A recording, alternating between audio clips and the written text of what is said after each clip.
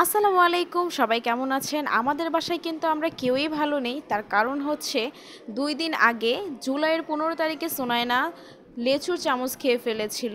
৳১০ দামের লেচুর সাথে ছোট প্লাস্টিকের চামচ দেয়, সেটা ও ভেঙে দুষ্টামি করে মুখে নিয়ে গিলে ফেলেছিল। আর গিলার সাথে সাথে আমরা ওকে হসপিটাল নিয়ে যাই। আল্লাহ অল্পতে সুনায়নাকে মাফ করে দিছে। আর এই বিপদটা হওয়ার কিছুক্ষণ আগে সুনানা ছিল ঘুমিয়ে। ঘুমে থেকে উঠে আমাকে বলছে যে ফ্রিজে কী আছে সেটা ওকে দিতে। আর আমার আম্মু সবসময় সুনায়নার জন্য বাহির থেকে খাবার এনে রাখে, যেমন চিপস, জুস, তারপর হচ্ছে লেচু, কাপ আইসক্রিম, যেগুলো খেতে পছন্দ করে সেগুলো আমরা সবসময় এনে রেখে দেই বাসায়। ও আমাকে হাত ধরে নিয়ে গেল ফ্রিজের সামনে। আমি দেখলাম যে ফ্রিজে কিছুই নেই, শুধু একটা লেচু পড়ে আছে। ওকে বললাম তুমি লেচুটা খাও। তো ওকে লেচুটা আমি নিজেই খাইয়ে দিয়েছিলাম। আর আমি দেখলাম যে ও চামচটা নিয়ে খেলতেছে, বারবার মুখে নিয়ে নিয়ে হাসতেছে। আমি কখনো ভাবিনি যে সেই চামচটা ও দাঁত দিয়ে ভেঙে ফেলবে আর একটা অংশের ভিতরে চলে যাবে। যদি আমি জানতাম তাহলে কখনোই ওর হাতে আমি দিতাম না। যাই হোক, ওর লেচু চামচটা নিয়ে দুষ্টামি করতে করতে একটা অংশ ওর একদম গলায় গিয়ে আটকে যায়। আর আমি সাথে সাথে ওকে নিয়ে যাই হসপিটালে। তো হসপিটালে নিয়ে যেয়ে দেখি ওখানে আরও একটা বাচ্চা যে পেন্সিল ব্যাটারি খেয়ে ফেলছে। আর ওই বাচ্চাটার অবস্থা খুবই খারাপ ছিল।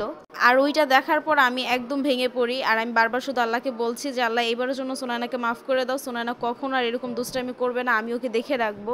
যাই হোক, মার মন। তো হসপিটাল নিয়ে যাওয়ার সাথে সাথে সুনায়নাকে বুকের একটা এক্সরে, পেটের একটা আলট্রা দিয়েছে, আমরা ইমার্জেন্সিভাবে করিয়ে ফেলি। তো ওখানে গিয়ে দেখে সুনায়নার জাস্ট মুখের কাছে একটা কিছু আছে। তো ওইটা ওনারা বের করে ফেলে। যাক, আল্লাহর অনেক অনেক শুক্রিয়া যে আল্লাহ তাআলা সুনায়নাকে অল্পতে মাফ করে দিছে। আর সবাইকে আমি একটা কথা বলে রাখি, বাচ্চা মানুষকে একটু সাবধানে রাখা উচিত। আমি কিন্তু সুনায়নাকে একদম চোখে চোখে রাখি, কখনো আমরা ওকে মাটিতেও হাঁটতে দেই না। আমি অথবা মুক্তি অথবা আমার মা, আমরা কিন্তু সবাই এই তিনজন মানুষ ওকে কুলে কুলে রাখি। ওকে আমরা নিচে হাঁটতেও দেই না, সবসময় খাটে রাখি, মোবাইল দিয়ে রাখি বা খেলনা দিয়ে রাখি। আর ওর খেলনাগুলোর মধ্যে ছোট ছোট খেলনাগুলো যেগুলো আছে সেগুলো কিন্তু আমরা ফেলে দিছি।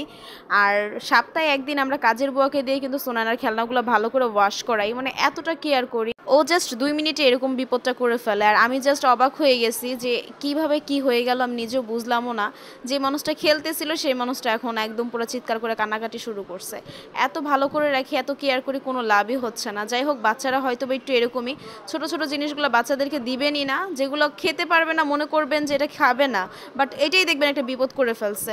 বিশেষ করে ৬ মাস থেকে ২.৫ বছরের বাচ্চাদের প্রতি এইসব বিপদগুলো একটু বেশিই হয়, যেহেতু আমরা হসপিটালে গিয়ে দেখেছি সুনায়নার মতো আরও অনেক বাচ্চারা আছে যারা এইসব কাজগুলো করে ফেলছে, কিছু না কিছু খেয়ে ফেলছে। সবাই ভালো থাকবেন।